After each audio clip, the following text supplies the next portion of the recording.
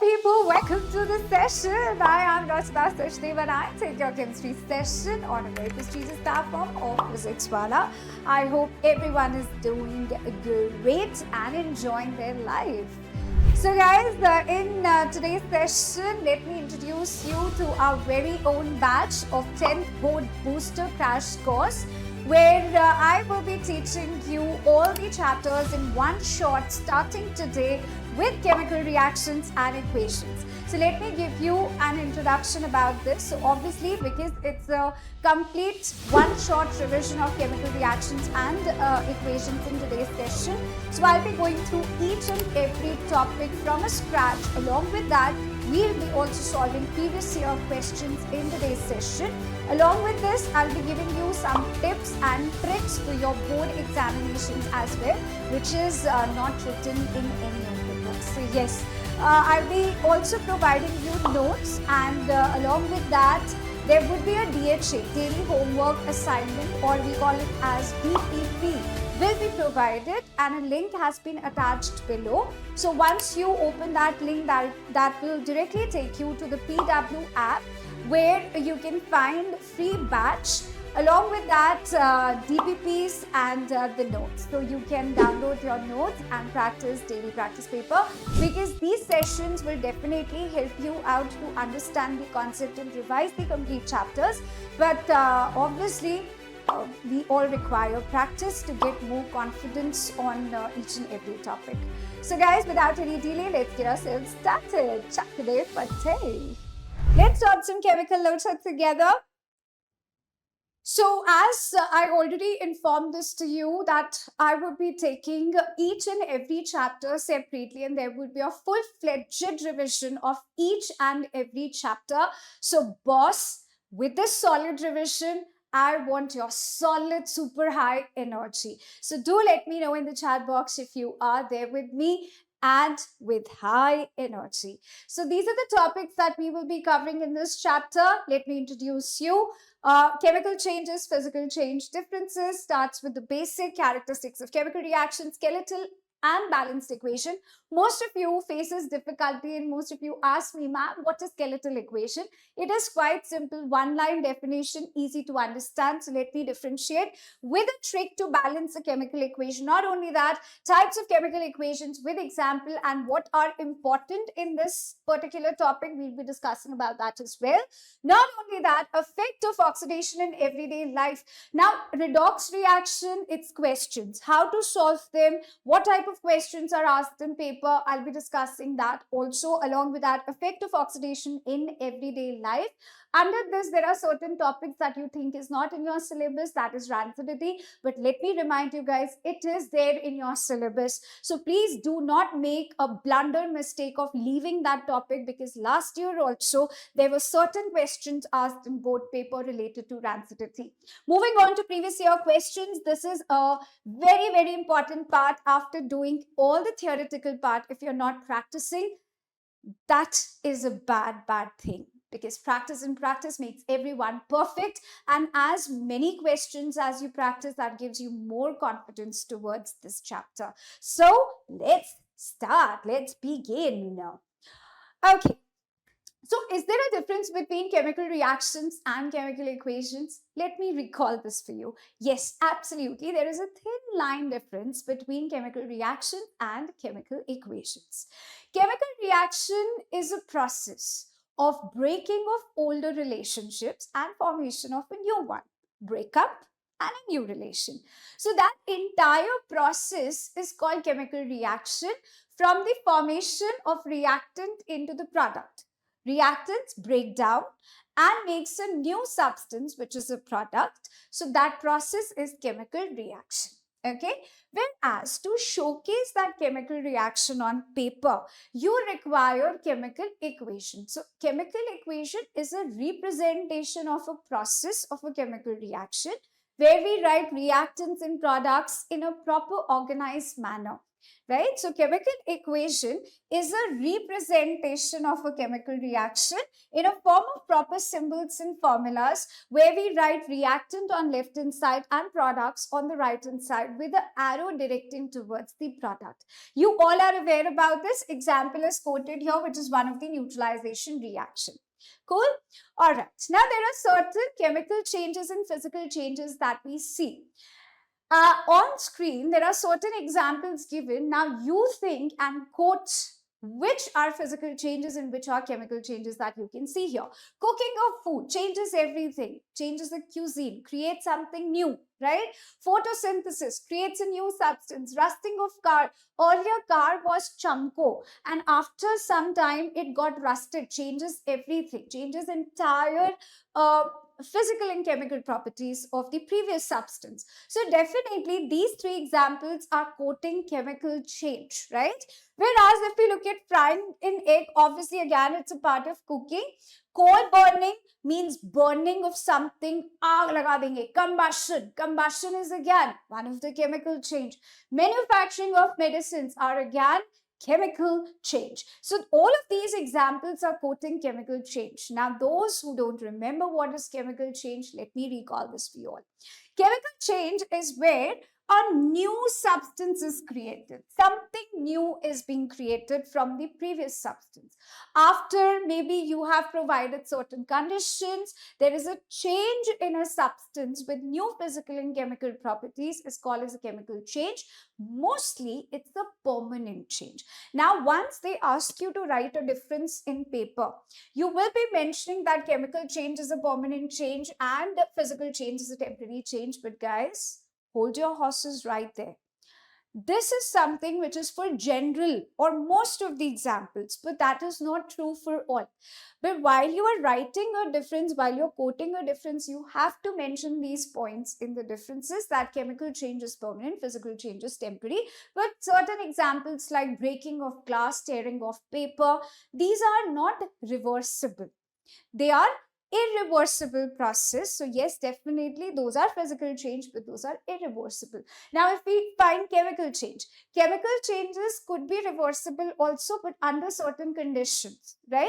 H2 plus O2 gives you H2, but from water, you can get hydrogen and oxygen by electrolysis. So under certain conditions, reactions could be reversed in a case of chemical change also. Now, in physical change, no new substance is created. As we discussed, melting of ice or melting of ice cream, boiling of water, or breaking of glass. These are the examples of physical change where no new substance is really created, but no change in the chemical composition. That's a physical change. No energy or small energy is involved in case of physical change, but energy is released or involved in case of the chemical change. All right. Now, looking at the characteristics of chemical reaction, how will you or I get to know whether a chemical reaction has taken place or not? Right? If I see something, how will I recognize whether it's a chemical change or a physical change? Chemical change means there is a chemical reaction going on. So let's say if there is a change in state happening, or there is a change in color, evolution of gas, change in temperature, formation of precipitate. If I see any one of these conditions, any one of these observations, I would be able to recognize that, boss, some chemical lota is going on. There is some chemical change or reaction is going on in it. So there are certain examples that you have already learned. Now, my job here is to give you a thorough revision of each and every point with very, very important examples for your exam point of view. So let's start with a change in state. Change in state means before chemical reaction, it was maybe a gas, solid or liquid, but after a change, after a chemical change has happened, a new substance is created, there is a new physical state has been formed. In case of ammonia, we all know it is a gas, right? It's a gaseous state, pungent smelling gas, along with HCl. Now, if they combine together, they form ammonium chloride, which is solid state. So earlier it was gas, after chemical change, they are turning into a solid state. So definitely it is one of the examples which showcases, which gives me a proof that, ma'am, there is a chemical change going on. Or if I see change in state, other than change in state, if I see either change in color also, change in color also. So earlier it was blue in color, turns into a colorless color. Earlier it was blue in color, changes into a green color. So that would give me an idea that there is a chemical locha going on. There is something going on which is changing the color and changing the substance altogether. So that's another characteristic. For example, if iron nail is dipped into copper sulfate solution, right? So iron can displace copper, forms FeSO4 plus Cu. So earlier copper sulfate was what? Copper sulfate was blue in color. It's a blue color solution. Now when iron nail is dipped into it, after some time it turns into and fades into green color, pale green color. So that blue color changes into pale green color is a change in color, which tells or which gives us the observation for a chemical change. Or if there is a change in a state, or sorry, evolution of a gas, right? If a gas is evolved, definitely that gives us an identification that something is going on, some chemical change is going on. So whenever a metal reacts with an acid, active metal react with an acid, that always gives salt and hydrogen gas. Or any like lead nitrate, one of the very important reaction for your exam point of view. Lead nitrate on heating gives you a yellow color of lead oxide, along with that reddish brown color of nitrogen dioxide gas is evolved, along with oxygen gas is evolved. So this one example is showcasing n number of characteristics. In simple words, if I say one reaction can give you multiple characteristics, can give you multiple observations for a chemical change. Like lead nitrate was white in color. Okay? After heating on thermal decomposition, that gives you lead oxide. So that white color changes into yellow color. First is change in color, right? It was solid state earlier. It also gave nitrogen dioxide gas, right? Along with that, oxygen gas, in which nitrogen dioxide gas is reddish brown fumes. So again, it shows change in color. Reddish brown fumes, I would say, or brown fumes. Both of them are absolutely acceptable in your exams. Nitrogen dioxide, reddish brown fumes. So earlier it was solid, changes into a gas, evolution of gas, change in state, change in color, and a change in temperature. So there are multiple characteristics shown in one reaction, and that is why this example is quite important.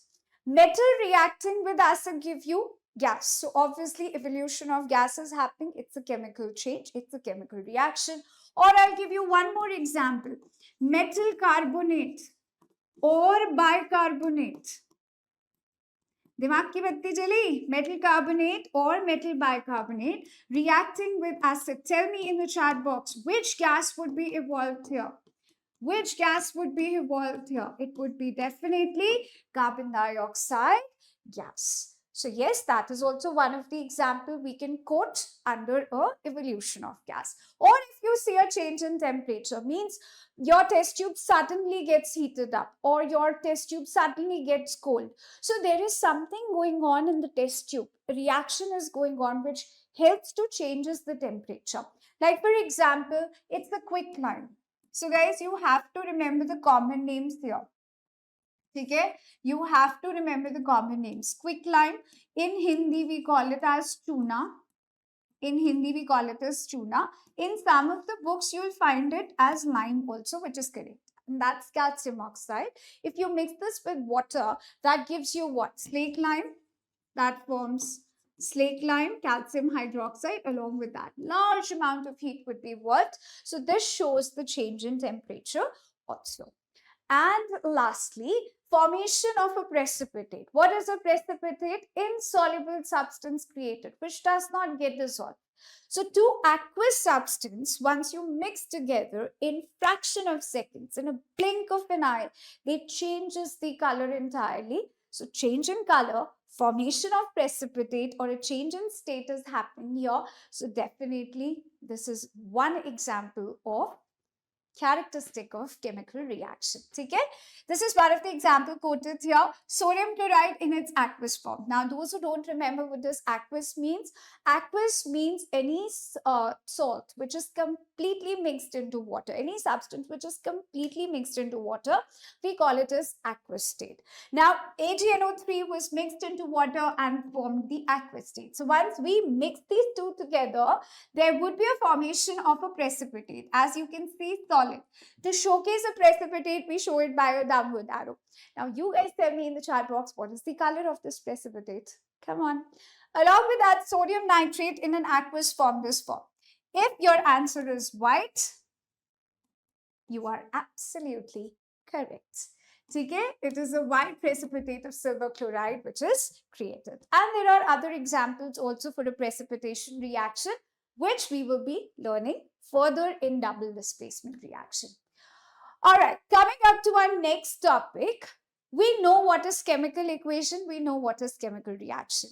Chemical reaction was a process for changing a reactant into product, breaking of older bonds and formation of a new bonds with new substance and properties. But the way of representing those chemical reaction is done by chemical equation. Chemical equation has majorly two parts, left hand side and right hand side. You all are aware about it, I know. Left hand side is called as reactant, right hand side are called as the product, the new substance. Now, to showcase the chemical equation, there are various ways. Now, which particular type you will be using in your exams, that is important. So, let's discuss about it. So, this is a very basic thing. What are reactants participating? Those substances participating into a reaction are called as reactant. Now, the substance which is created or a new substance formed is called as a product, written on the right hand side of the arrow. So, now let's jump onto this directly. There are different ways of writing chemical equation. Okay? Please focus here because you usually make mistakes in this part. First is word equation. Word, it screams out loud. Word means please write me in word, yaar. Make it simple. Second, skeletal, and third, a balanced chemical equation. Timing, guys, timing. When to use which type will definitely going to change everything in your board paper. Now, word equation to be used only and only if it is asked in the question. Again, skeletal equation goes in the same way. You have to use it only if it is asked in your paper. Otherwise, don't waste your time writing word equation. It is a time waster. So let me give you an example. Like, let's say if I have to write magnesium reacts with oxygen to give you magnesium oxide. In a word equation, I'll be writing complete spelling. Magnesium reacts with oxygen. That gives me magnesium oxide. Okay, that is the word equation. In word, I have written a complete equation form. Left hand side, right hand side, reactant, product. Skeletal is a proper symbolic representation. Proper symbols in molecules. Magnesium being a metal is monoatomic, so I'll write Mg, not Mg2. Oxygen as a gas, it is available in nature. So that much knowledge you should have, and you have it because you've learned this in grade 8th and 9th. So oxygen represents as an oxygen gas in a molecular form, which is O2. So don't write just O. O is oxygen atom which does not exist. So being a chemistry student, you know these basics. So please utilize them in a reaction. Okay. Now next, it is magnesium oxide, MgO. That's the correct formula. You know how to write the formulas, right? MgO. How did we got magnesium oxide? We know that Mg has 2 plus, oxide is O2 minus. After crisscrossing, that forms Mg2O2. 2 and 2 would be cancelled out. Simplified version would be Mg. That's the final formula. So correct formula leads to correct balancing part. Now, balanced chemical equation means equating number of atoms on both the side and obeys law of conservation of mass. So here there is 1 atom of Mg, 1 atom of Mg, 2 atoms of oxygen, 1 atom of oxygen. So what should I do? Mg plus O2 gives me 2 MgO. So now we have equal number of oxygen, 2 oxygen, 2 oxygen, but magnesium has changed. So now it has 2 magnesium, we have to make 2 magnesium here. So that's a basic difference between writing word equation, skeletal and balanced equation. If I give you a definition of a skeletal equation, which most of you always ask me, skeletal equation is simply the unbalanced equation in a proper symbolic representation. You just have not balanced this yet. That's a skeletal equation. It's a skeleton which has been ready to balance it further. Cool? I hope that is clear. Cool. Okay. Let's see how to balance this. And if you know the answer, do let me know in the chat box. Come on. Iron reacts with water. And let me give you the details here. It is a steam and it forms Fe3O4. What is the name?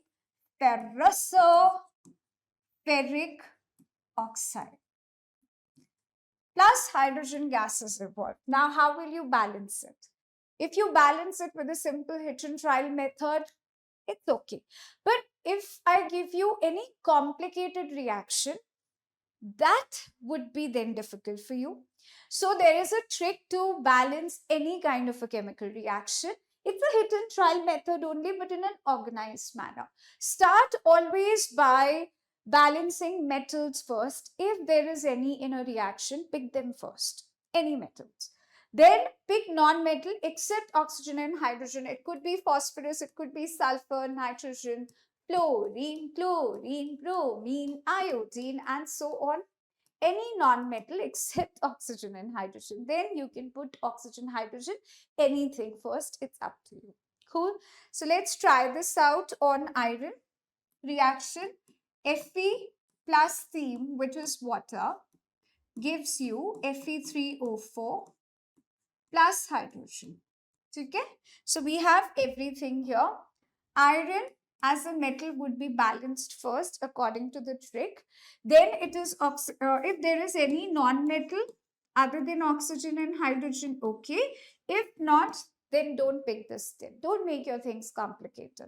Then we'll move on to hydrogen and then oxygen. Let's count total number of atoms on both the side. Iron 1 atom, iron 3. Non-metal, no. Let's leave. Hydrogen 2 on the other side, hydrogen 2. Oxygen, how many? 1 on the other side, it is 4. So let's start by balancing iron. So if I multiply this 1 with 3, that gives me 3. Balancing is done on the front side. We write the numbers, we call it as stoichiometry. What we call these numbers, we write here stoichiometry or number of moles. In detail, it is not there in your syllabus much, but yes, the numbers which are written are the coefficient, stoichiometry coefficients, or we also call it as moles. Okay? So here we will write 3. Don't ever write this. This is a blunder, guys. That's a biggest mistake that you will do. It's a basic thing that you have to understand. Fe3 is entirely a different chemistry that you have made. 3Fe is correct. Now, iron, number of atoms of iron are equal. Leave it. Okay, moving on to the next step. Hydrogens are equal. Don't touch them. Oxygen, let's make it equal. So here oxygen is 1 atom. On the other side, it is 4. So let's make it 4 by multiplying it with 4. So oxygen will be multiplied by 4 here. It's like maths only, guys. 2 into x plus y. So 2 will be multiplied by x also and 2 will be multiplied by y also. So hydrogen, 4 is multiplied by hydrogen, 4 is multiplied by oxygen also at the same time. So 4 oxygen atoms on both the sides. Okay, but now hydrogen has changed.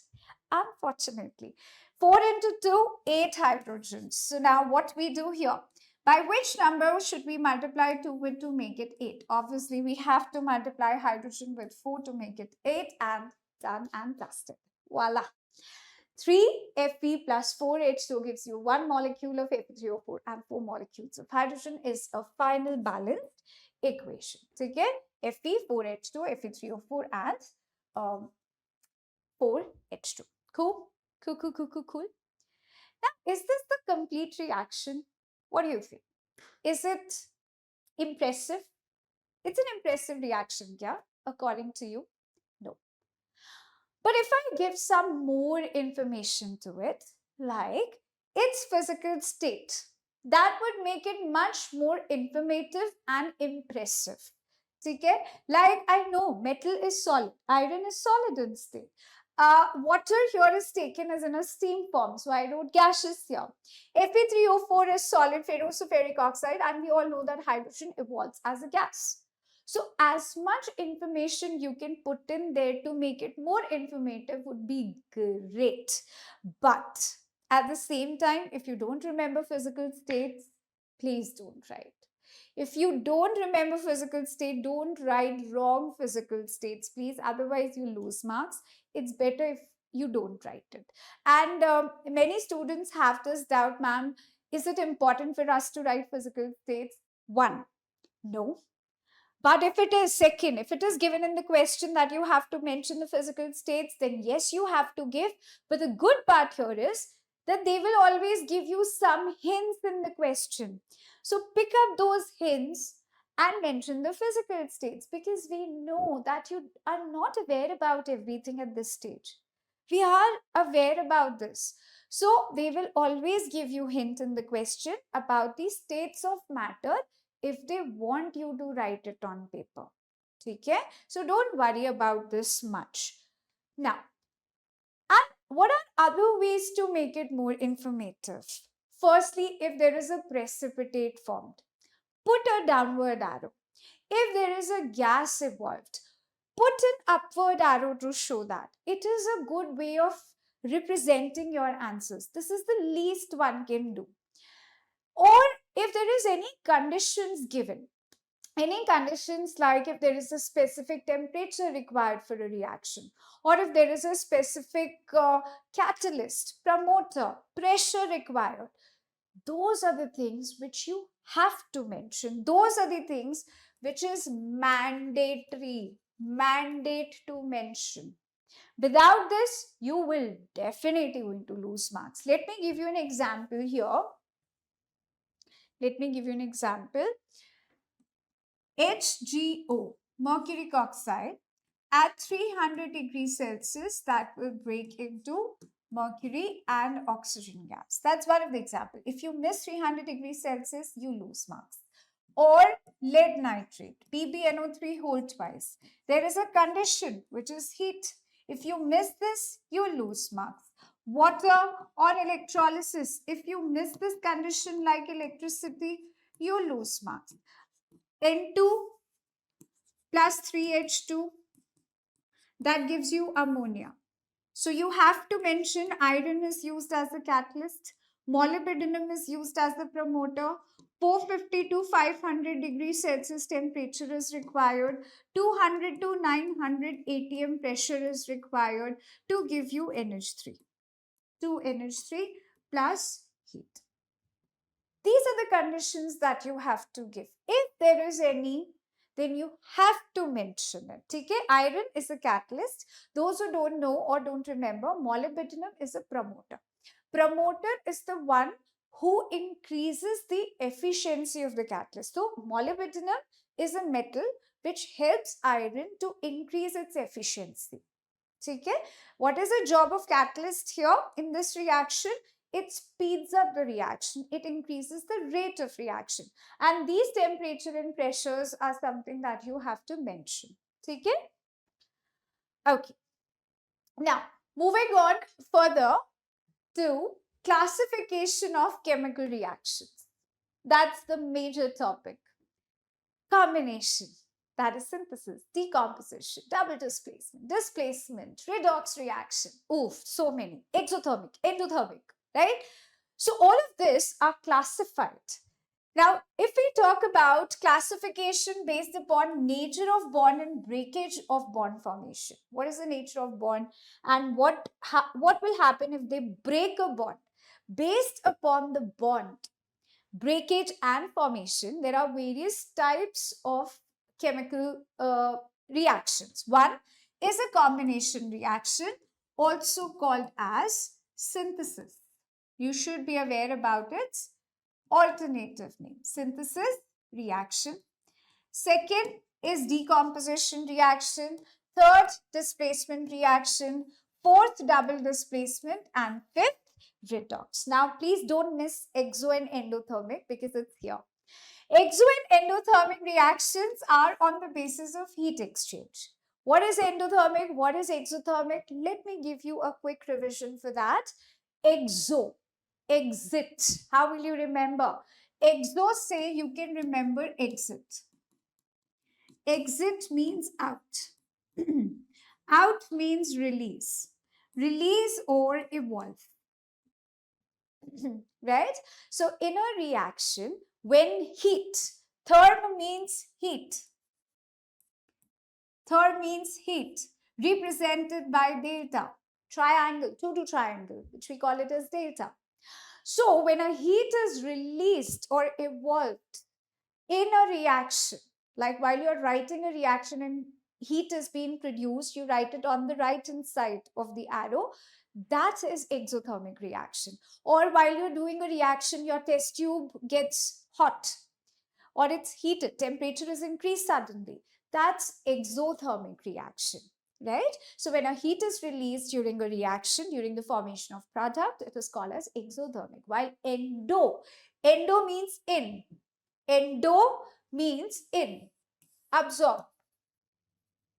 When heat is absorbed, when heat is absorbed to perform a reaction, that is called endothermic reaction. For example, thermal decomposition reaction, where heat has to be absorbed by the reactant to give you further reaction. That's endothermic reaction. So combustion reaction where heat has been evolved, heat and light is evolved, right? Quicklime added with water, where slake lime is formed along with large amount of heat, is exothermic. Dilution of acid, where acid is diluted. You guys remember in acid, bases, and salts you have learned. If not, we will do the revision, so don't worry about it. So in dilution of acid, there is a heat which is evolved. It is exothermic reaction. Decomposition reaction, endothermic. Melting of ice, boiling of water, where you have to provide heat to perform anything. Photosynthesis, cooking of food, all of these are endothermic. Now it's time for us to come back to combination and other types of reactions. So let me give you examples along with fun images for you to understand it easy and better. Let's talk about this. What is happening here? Two people are combining, made a new reaction, new relationship.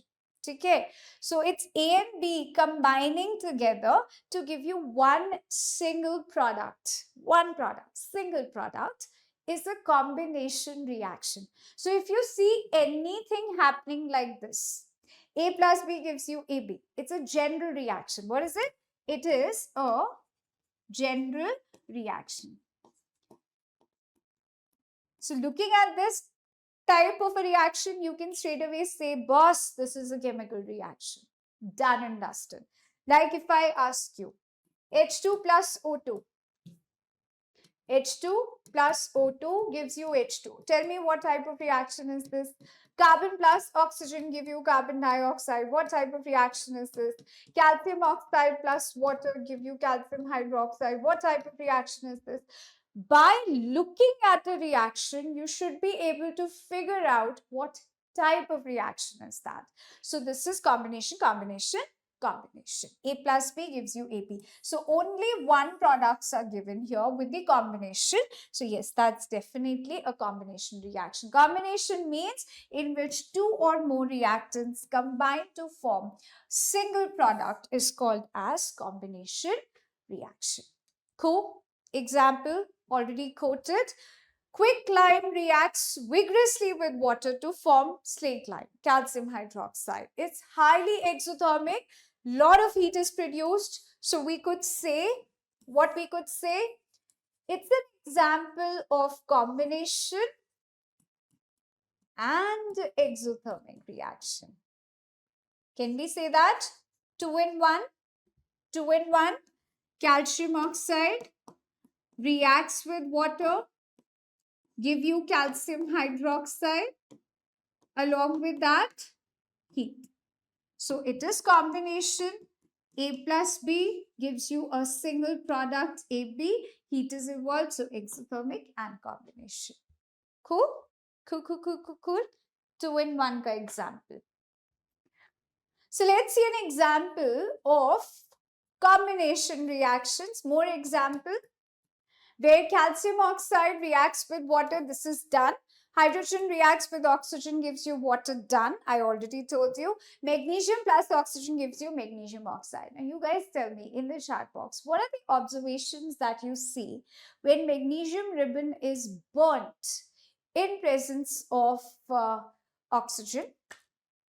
What are the observations that you see? This is one of the very, very important questions most commonly asked. What do you observe when magnesium ribbon is burnt in presence of oxygen? So once magnesium ribbon is burnt, it forms white color powder of magnesium oxide. Secondly, it produces white dazzling light. If your answer is this, absolutely fata fati. So it produces white dazzling light while burning, and it forms eventually into white color powder of magnesium oxide. Cool, boss? Cool. It's a combination reaction. And yes, there is one more question which is oftenly asked. That is why we have to rub magnesium ribbon before burning.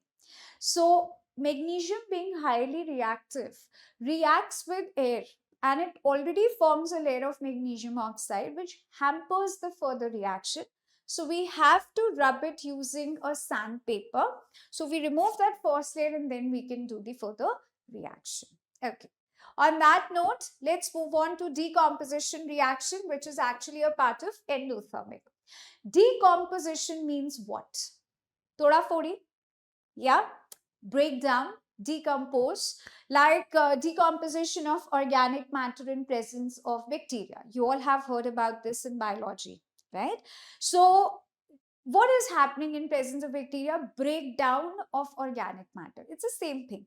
Decomposition here again means breakdown. So it's one reactant and there is a breakup happening now. Just after some time, there was a patch up, there was a new substance. It should be like this, no? Why are you laughing? Okay, there was a breakup. So after they decompose, they have turned again into the simplest form, single. So AB, that's one of the reactant, decomposes, breaks into simpler products, two or more simpler products, is called as a decomposition reaction. So this is one of the general reaction of decomposition. Single reactant breaks down into simpler products, two or more simpler products is called as decomposition reaction. Let's see an example here. Decomposition carried out by heating. If decomposition carries in presence of heating. So breakup is also quite nakhre wala. It has certain conditions. I'll break in presence of heat. A reactant breaks in presence of electricity. A reactant can break in presence of sunlight. But every reactant is particular to their own conditions. Like there are fixed reactants which decompose in presence of sunlight. There are fixed reactants who decompose in presence of electricity and heat. So if we talk about heating as one of the conditions on which it decomposes, we call it as thermal decomposition reaction. To be very precise, they are called as thermal decomposition reaction. For example, coming back to our old school reaction, lead nitrate, very important. On heating, give buff yellow or yellow color of lead oxide along with that reddish brown color gas of nitrogen dioxide and oxygen gas would be produced. There is one more very, very important reaction. For your exam point of view only, I'm telling you, calcium carbonate on heating. Calcium carbonate on heating gives you calcium oxide, quicklime, and carbon dioxide gases evolved. Not only this, guys, there is another very important reaction. And in fact, you can expect 3 to 4 marker question from this. Two-step reaction. What happened if green color crystals of green vitriol is heated and it turns into a reddish color compound with sulfur smelling gases. So how will you start? Start with green vitriol, start with ferrous sulfate heptahydrated on heating, that decompose into dirty white color of ferrous sulfate along with water vapors. Okay?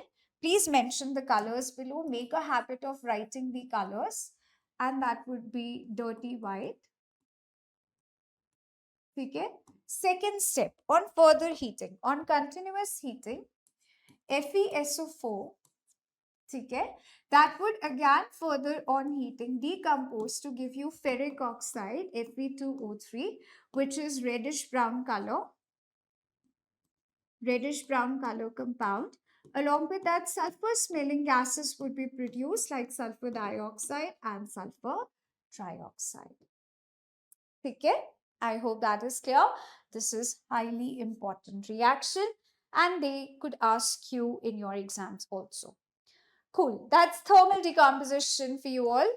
Now moving on to the next type, photolytic. Photolytic means in presence of sunlight. If a reactant is decomposing, we call it as photolytic decomposition reaction. For example, there are very few examples in your syllabus. AgCl decomposes in presence of sunlight. Now, sunlight, you can either write it complete or you can mention this shortcut method, H nu. Okay? That's a symbol of sunlight. That decomposes into silver and chlorine. And please do not forget to balance them. Similarly, it's AgBr, which on thermal decomposition gives you Ag plus Br2. Yet again, don't forget to balance this equation. Cool. Now, what is the use of photolytic decomposition reaction? Tell me in the chat box. No filter, no black and white filter, right? As you can see on screen, these are the reels which used to come in, I won't say ancient time, in our grandparents' time, in our parents' time also. So yes, in black and white photography, not filter wala black and white, guys, proper black and white photography where we give the reels and they develop those photos and we put it into a proper photo album. Have you seen those? Yes, have you experienced those physical copies ever? Yeah, that was fun. Yeah, that was the time. That was the moment. Okay, so yeah, photolytic decomposition reactions used somewhere in the black and white photography. That is one of the application of photolytic decomposition reaction. Our next type is electrolytic. So if decomposition happens in presence of electricity,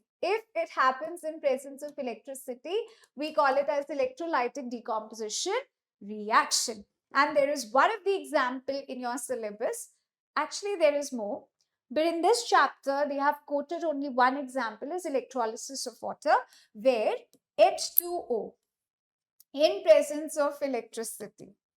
Now, let me tell you one funny thing which happened with me. There was a student like few years ago, I'm telling you, because I told them that for heat, there is a symbol that you can use. Okay, that is data. For sunlight, you can use a symbol H nu. But one of the students for electricity has also created his own symbol, and that was this. Is this Harry Potter? Is this the Harry Potter sign we are talking about? No. Electricity has no symbol. Please don't do such blunder mistakes in your exams. So please don't try to make your own symbols. That will definitely lose or impact your marks. So electricity, write it completely da. H2O in presence of electricity that decompose to give you hydrogen gas and oxygen gas. Now, my question to you guys is, please tell me in the chat box, at which electrode oxygen is evolved or hydrogen? Come on. I know you can do it. I have faith in you guys, so come on. Cathode. and anode. Which gas is evolved at cathode and which gas is evolved at anode? Let's see if you can answer it right in the chat box. Come on, guys, that's your homework. Quite simple, yet very, very important for your exams. This is one of the diagram which I've already given you, and you can figure out. Can you figure out? Come on, yeah. This is quite simple. Figure out the answer. Alright guys, now let's discuss about displacement reaction, which is the third type of reaction, and I pyar se call it as Dhakka Maru reaction. Now what is that Dhakka Maru reaction? It's a kick out reaction based upon who is more powerful or who is more reactive, has the ability to kick out the weaker one. So, displacement reaction in which more reactive element displaces the less reactive one to form new compound is called as displacement reaction. Now, what is the general reaction? A plus BD, right? Now, A is more powerful than B. So, A can replace B and forms a new compound AD plus B would be sitting out alone because that has been kicked out, sadly. So, that is a displacement reaction, and rest you can see here. It's already been there on screen, right? You can all figure out what is going on. Okay. Now, what are the example of displacement reaction? We have already seen this before with a change in color in the characteristic. If iron nail is dipped into copper sulfate solution for some time, then iron, being more reactive than copper, can easily replace copper from its position and forms a new compound, which is FeSO4 plus copper. Now, what is the color of copper? These are the things that you have to mention. It is brown color or reddish brown color compound which settles onto the surface of iron after some time. Earlier, it was a blue color solution which changes into green color of ferrous sulfate. Now, what happened? You guys tell me what will happen if zinc reacts with copper sulfate solution. Come on, think about it. If zinc reacts with copper sulfate solution, is zinc more reactive than copper? Will this blue color changes and turns into a colorless solution? Yes, absolutely. Bilkul. So zinc is more reactive than copper. Now question here is, ma'am, how you know this? How we will get to know this, which is more reactive and which is less reactive? By this magical series, which we call it as reactivity series.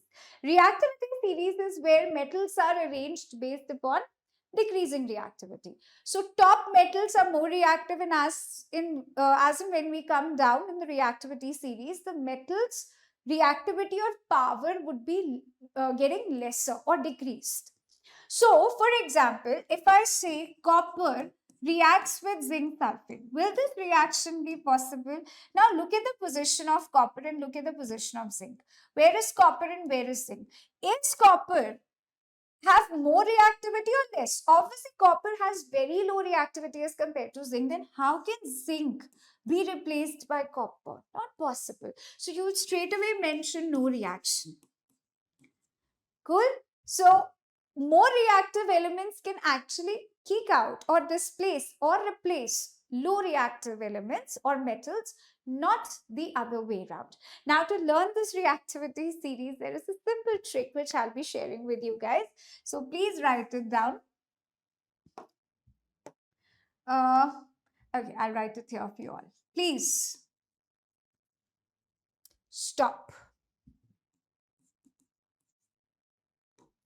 Okay, calling me a zebra. I like her. Calling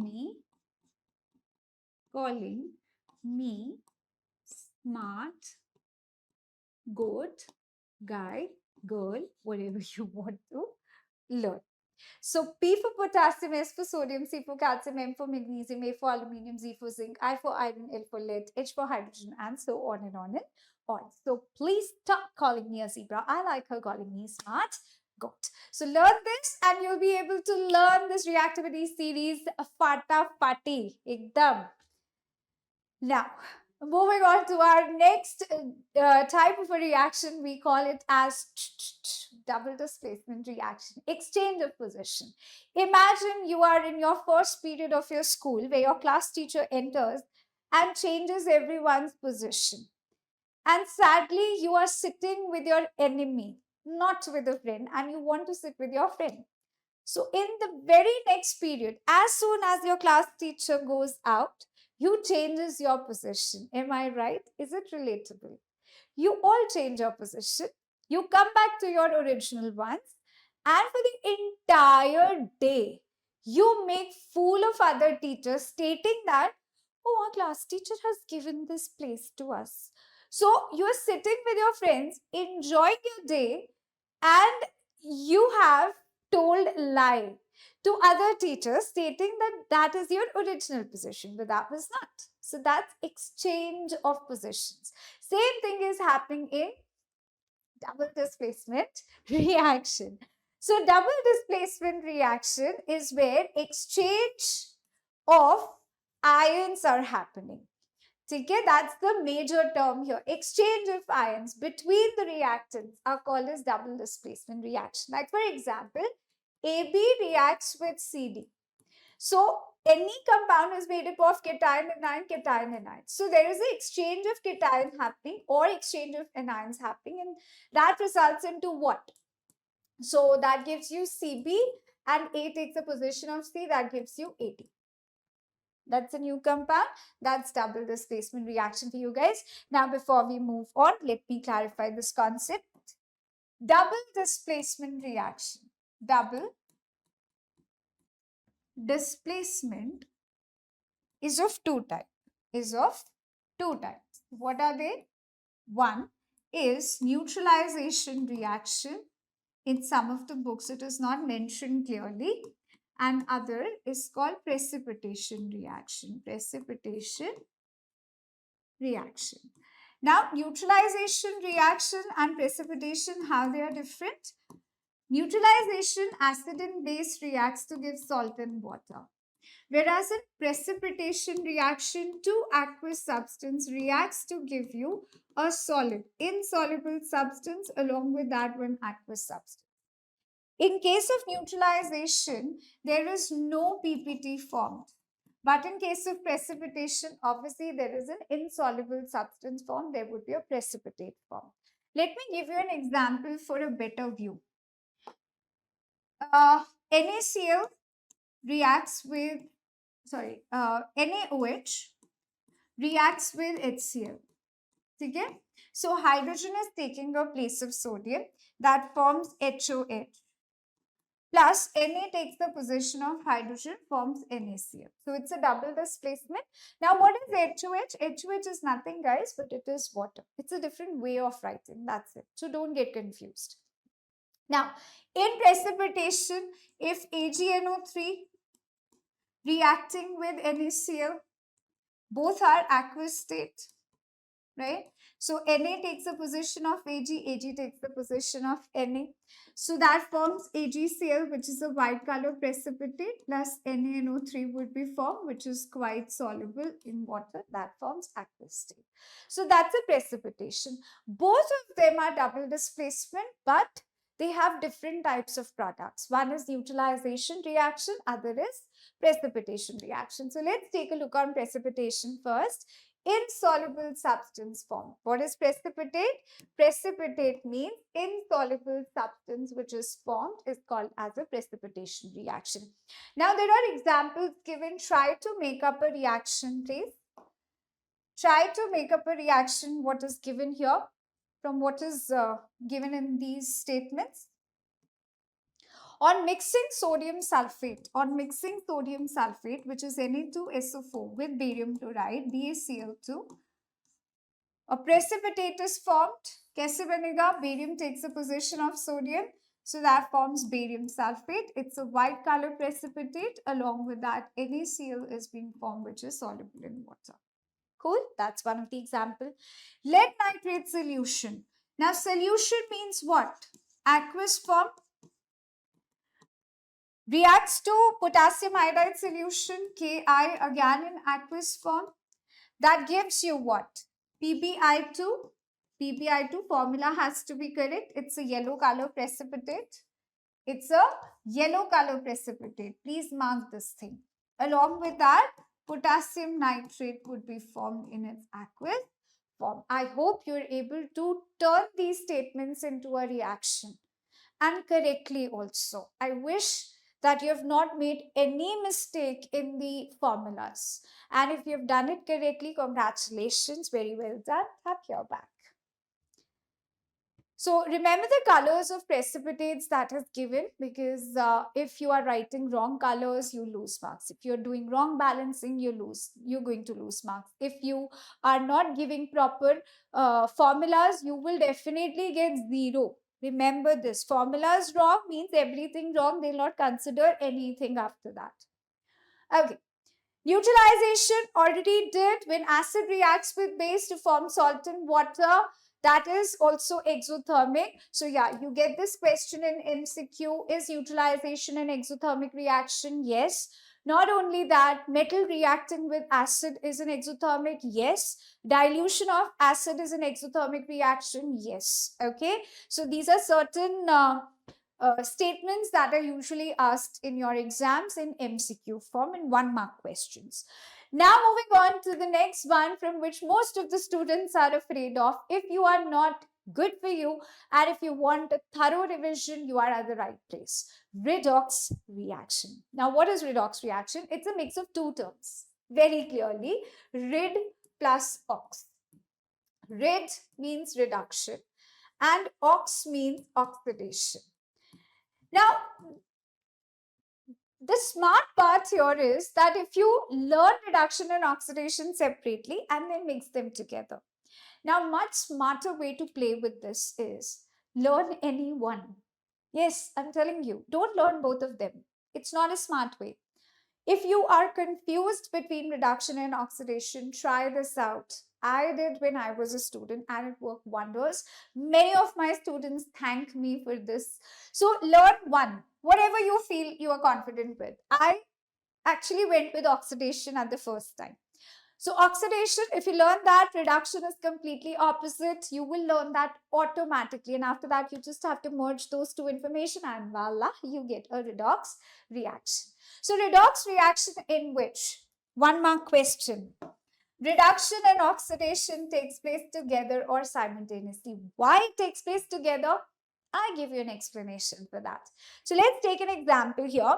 Zinc oxide reacts with carbon where zinc and carbon monoxide is formed. It is clearly a redox reaction. Now, what kind of questions are asked here? Let me discuss that with you in a while. Now, let's see what are the everyday redox reactions you get. Photosynthesis, respiration, right? Rusting of iron, combustion. These are daily life redox reactions that you have in your surrounding. But thing is that we are not aware and we don't focus on these things. That is the problem. But it is going on every time around you. So let's start with oxidation first, and let me make this simple for you. Oxidation. Now using O in the term, just remember add of oxygen. If there is add of oxygen, then it's ulta in the next point, removal or loss of hydrogen. Use this O and remember, add of oxygen, removal of hydrogen. Now, the substance which is undergoing oxidation, I'm clarifying reducing agent and oxidizing agent also the same point. The one who is undergoing oxidation is the one which is your reducing agent. How? Why? I'll give you an explanation. The one which is undergoing oxidation is your reducing agent. The substance which is undergoing oxidation is the one which gets oxidized. Reducing agent is also called as reductant. And don't worry, I'll give you a proper difference between oxidation reduction.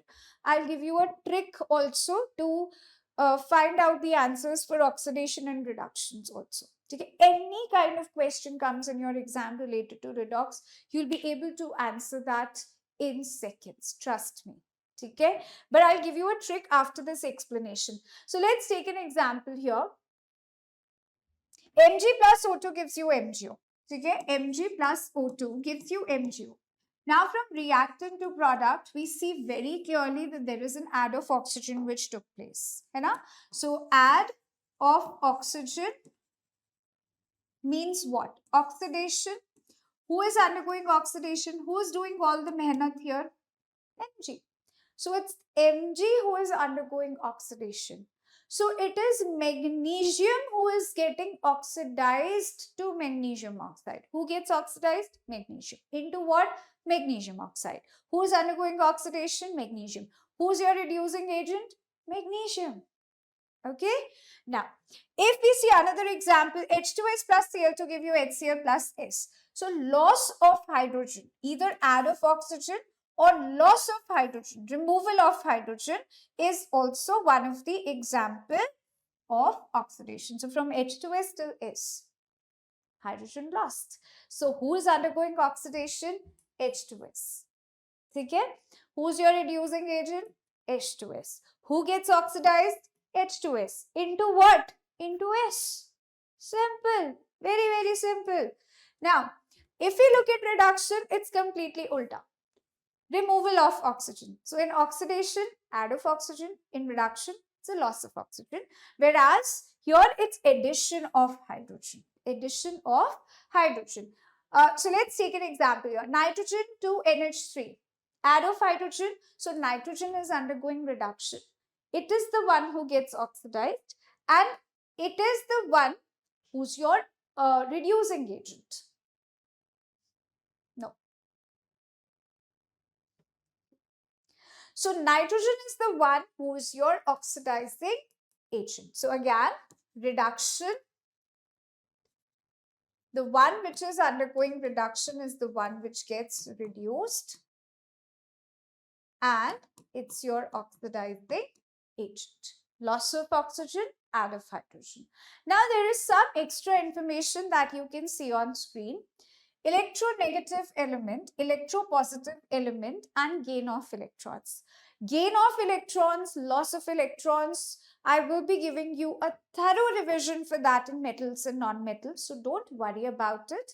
Where you will be learning about reduction is a gain of electron, oxidation is a loss of electron with a simple trick also. So that is something I'll give you a revision in metals and non-metals. Electropositive, electronegative elements means, though it is not in your syllabus, but let me give you an explanation for that also. Oxidation, where add of oxygen is happening. Okay, add of oxygen.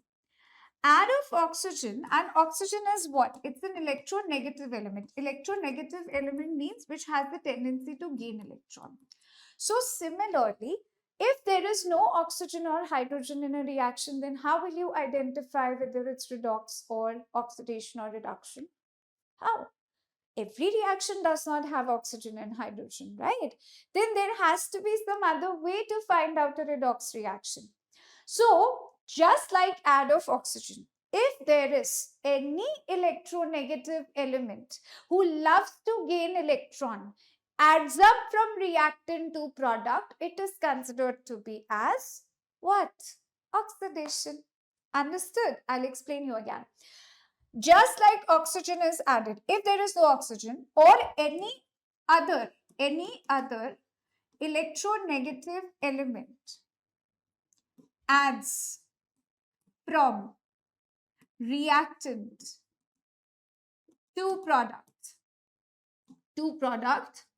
we call it as oxidation. So that explanation is given here. You can check this out. Oxidation, add of oxygen or any electronegative element. Similarly, hydrogen is electropositive, behaving as electropositive, which has the ability to lose electrons. So if there is a removal of electropositive element like hydrogen, so loss of any other electropositive substance will also be considered as oxidation. Cool? Cool. Chal. And that's opposite in case of reduction. Completely opposite in case of reduction. Now, what is oxidizing agent? What is reducing agent? Before I jump onto this topic directly, let me just give you an example to make you understand it better. Otherwise, these theory part will bore you. Pakka se, that will definitely going to bore you. So let's take an example. Copper oxide plus hydrogen. That gives you copper plus water. Let's solve it. In a redox reaction, reduction, oxidation takes place together. You have learned what is redox, you have learned what is oxidation separately. Now from copper oxide to copper, what you see is a loss of oxygen. Loss of oxygen means reduction. Okay, it's reduction.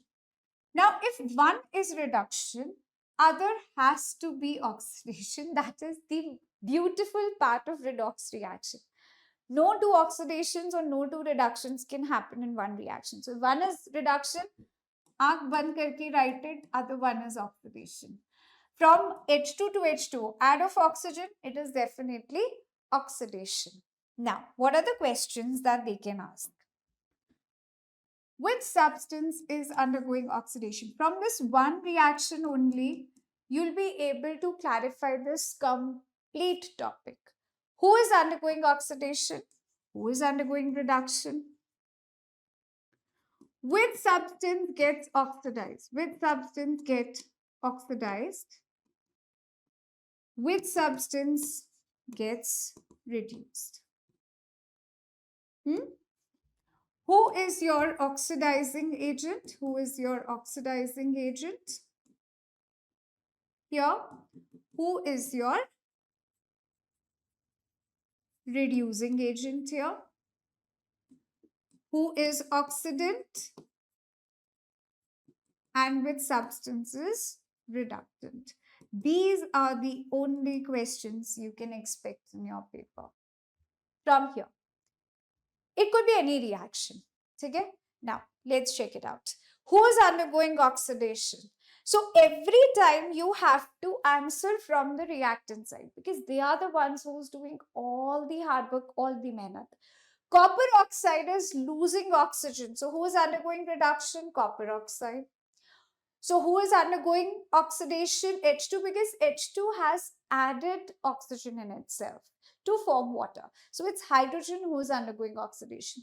The one undergoing oxidation is the one which gets oxidized. So, it's hydrogen who gets oxidized, and obviously, the one undergoing reduction is the one which gets reduced. Copper oxide gets reduced to copper. Now, who's your oxidizing agent? Who's your reducing agent? Oxidant, reductant.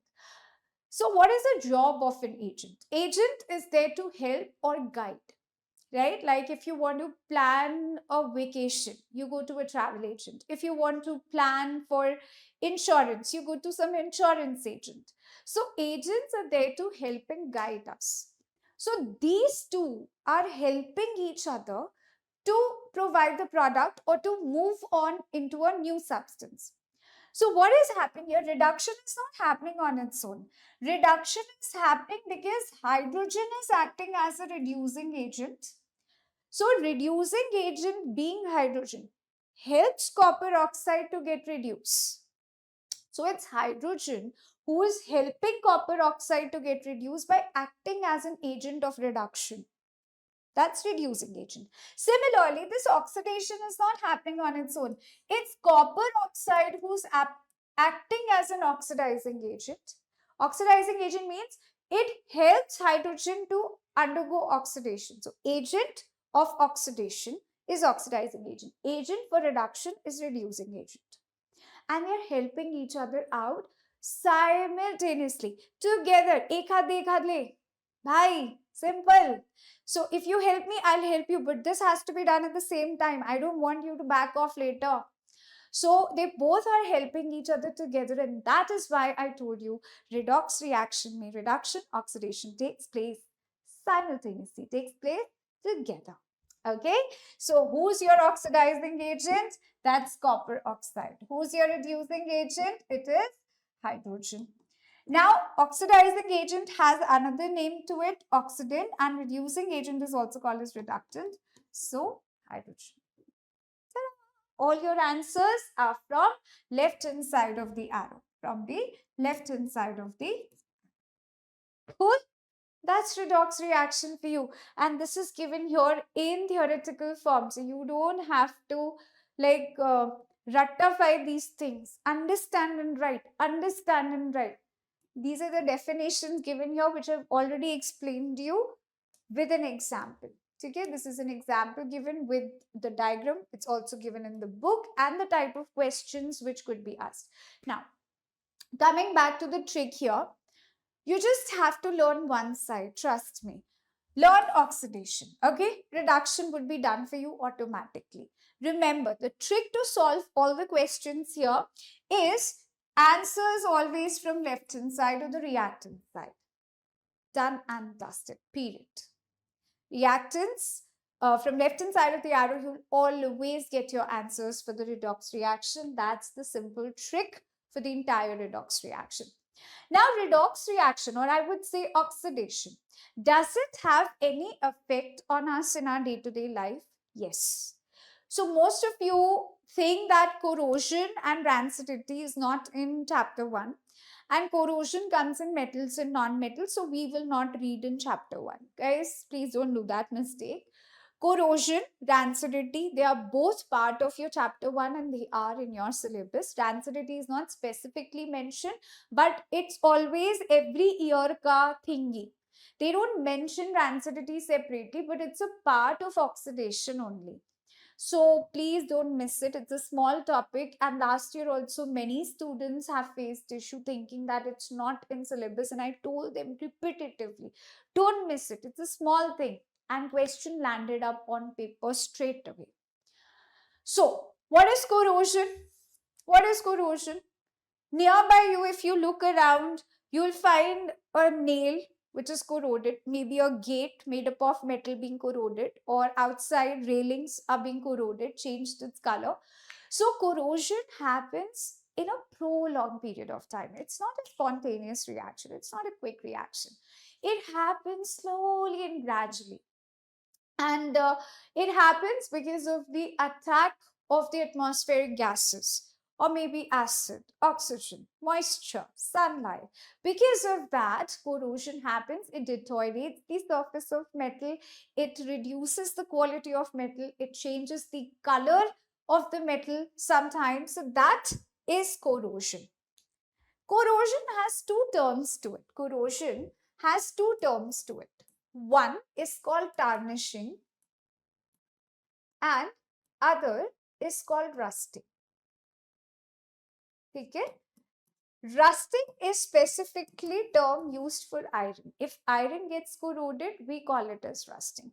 If other metal like silver or copper gets corroded, we call it as tarnishing. Now, how iron gets corroded? What does a change in color happen? Why we call it as rusting? Because it changes into a rust color. No rocket science here. So, iron require two specific conditions to get rusted. Iron comes in contact with air and moisture for a long period of time, turns into a rust. And what is the formula? Fe2O3.xH2O, which is called as hydrated ferric oxide or hydrated iron 3 oxide. Now, what is X here? X is the unknown amount of moisture. Unknown amount of moisture. ठीक है, ये हो गया air, ये हो गया moisture, and that's the formula of rust. So in MCQ questions, they do sometimes ask you the formula of rust. So this is the correct formula here, and it's already mentioned. Hydrated iron 3 oxide, that would be better one. Hydrated iron 3 oxide or hydrated ferric oxide. And yes, it's a redox reaction, happens in presence of air and moisture. You have to balance this reaction, so please do balance it. 3, so it would be 6, no, 2, yeah, 4. So let's make it 4. You know, 3 2 is 6, 3 2 is 6, x this and x. So yeah, it's now balanced, completely balanced chemical reaction. Now, obviously, for the tarnishing of copper and silver, you will be learning that in detail in metals and non-metals. But still, I want you to give an idea here itself that copper after some times turn green in color, right? So if you have a copper bottle at home or if you're wearing any ornament, your skin also turns green. Why? Because copper is turning green. So copper, once it comes in contact with carbon dioxide, oxygen and moisture, that eventually forms a basic copper carbonate, CuCO3.CuOH whole twice.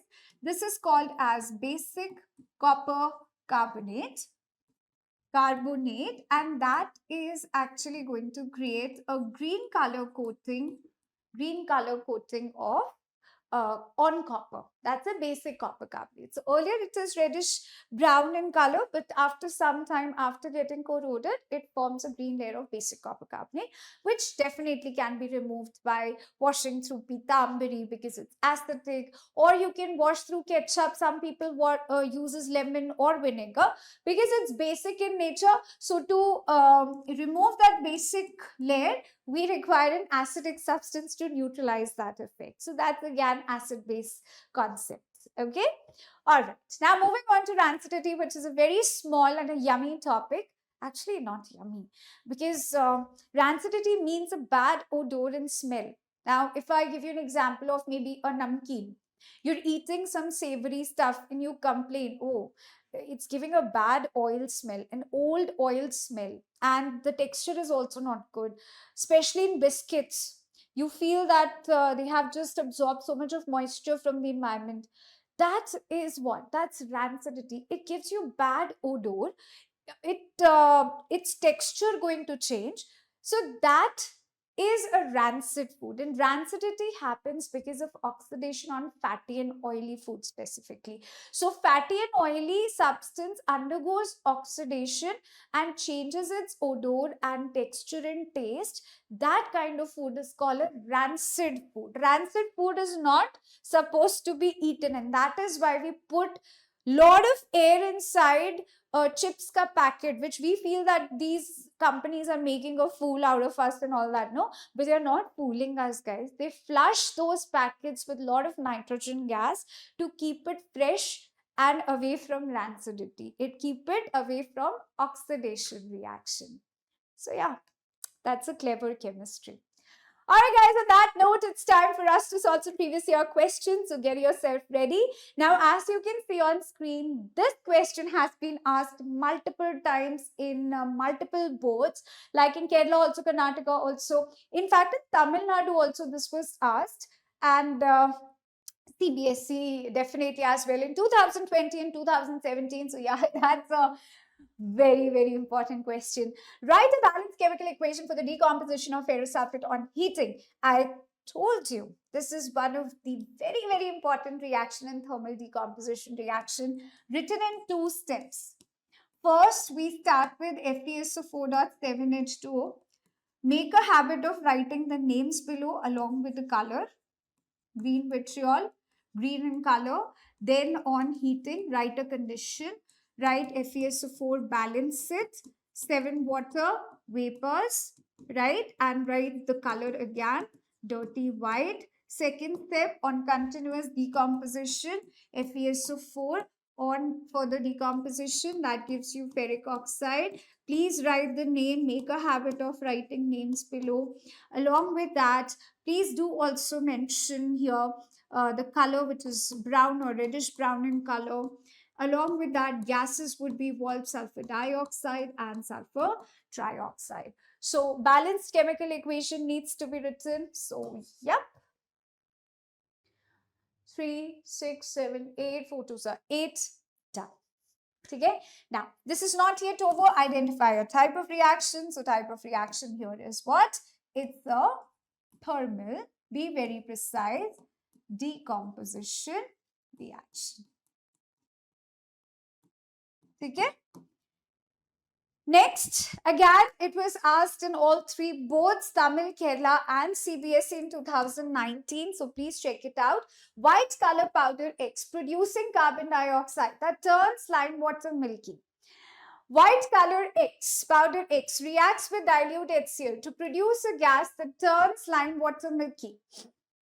identify X, write an equation, and identify the reaction type. Come on, guys. It's a very simple one. It's a simple question. White powder X producing carbon dioxide that turns lime water milky. A white color powder X reacts with dilute acid to produce a gas that turns lime water milky. Why don't I give you this as the homework? It's an important one. And yes, it's a simple one as well. Now, another question again asked in CBSE 2021, along with that in Tamil Nadu and Kerala, iron reacting with copper sulfate. For the reaction, they have given you a reaction also. Identify a type of reaction. Definitely, it is displacement. Displacement reaction. This is not given in the question, okay? Give one more example. One more example, you can take zinc reacting with copper sulfate. That forms zinc sulfate plus copper. Yeah? Explain the color change. Now, in both the cases, explain the color change. Here, blue color, copper sulfate turns into colorless zinc sulfate solution. In case of copper sulfate reacting with iron, we have discussed this multiple times today. Blue color of copper sulfate turns into green color of ferrous sulfate solution plus copper. And these two reactions are already balanced. So yes, you are in luck. Already balanced. Okay? All three are done. Next question. Asked in CBSE 2022 with in 2019 in Tamil Nadu and Kerala. Define oxidation reduction in terms of oxygen and electrons. Give an example of oxidation reduction and redox. So let's solve this one by one. In terms of both, they have asked, right? So oxidation in terms of oxygen, add of oxygen and loss of electron. Now, to learn this, there is a trick, OIL, though I will going to tell you this in further chapter, but still, okay. As this question came up, let me tell you. OIL, oxidation is loss of electrons. Okay? Now, in reduction, it's obviously ulta, loss of oxygen and gain of electron. How to remember that? RIG. Reduction is gain of electron, oxidation is loss of electron. Now next, give one example of oxidation, give one example of reduction and redox. So for this, you can give Mg plus O2 gives you MgO. Oxidation. Okay? Then in reduction, you can give N2 plus H2 gives you NH3, N2 plus 3H2 gives you 2NH3, and please balance the reactions even though they don't ask, balance it. Then from nitrogen to hydrogen, add of hydrogen. So this is undergoing reduction. Okay? Then redox reaction. For redox, you can give zinc oxide plus carbon. That gives you zinc plus carbon monoxide, or any other example which comes to your mind, you can give. So this is undergoing reduction. This is undergoing oxidation. It's a redox reaction. So yes, 4 marks all yours. Next question asked in CBSE 2017 and 20 both, and SSLC means in Kerala and Tamil Nadu also they were asked in 2022. So they have given you barium chloride plus sodium sulfate gives you white precipitate. Name the precipitate. Obviously, first write a reaction. Better to write a reaction. Barium chloride, sodium sulfate. Formulas have to be spot on.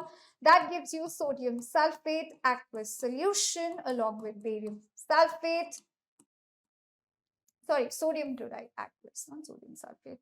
Sodium chloride, aqueous plus barium sulfate, BaSO4, and that's the white color precipitate.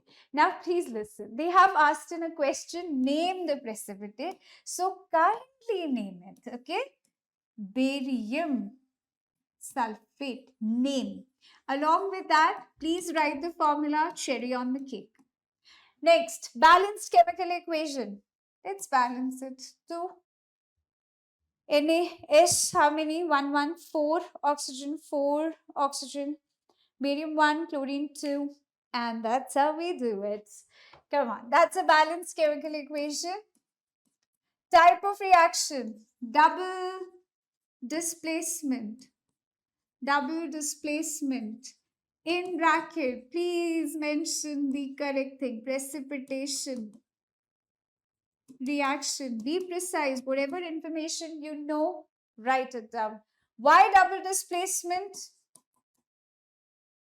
Exchange of ions. Cool. Cool, cool, cool, cool, cool. All right. I hope you are getting more confidence now. So, passing the exam is a simple two-step process, guys. Literally. Believe in yourself and back it up with hard work. So, guys, we have completed thoroughly one short revision of chemical reactions and equations, and I hope this time was worth it with a quick and a good revision with a lot of important questions. And if you have observed clearly, those questions were asked even twice. So you can expect those questions to be asked this year as well. So that was it from my side, guys. I hope you enjoyed this session. Do let me know in the chat box if there are any queries that you have or what else you want from my side. Just let me know in the chat box. So let's work together towards your success and make you like your parents proud. And that's the best kind of a happiness that you were going to feel. So in today's session, we have successfully completed chemical reactions and equations. So yeah, I hope I would have a confetti. Yeah, I want a confetti right now. Okay, that's your homework question on screen. Please do that, complete it. It's a simple question and that's from redox reaction. So take your time, think about the answer and then mark it. And one piece of advice for your board exams, if a redox question comes from chemical reactions and equations, it do require some time to solve. Okay, it's okay to give some time to such questions because in hurry burry you will definitely going to make a mistake. So try not to do that. So that was it from my side, guys. This is me, Rashta Sajdev, starting off. Take care, stay safe, stay happy, always, and फिर मिलेंगे चलते चलते in our next session. Bye bye. Peace.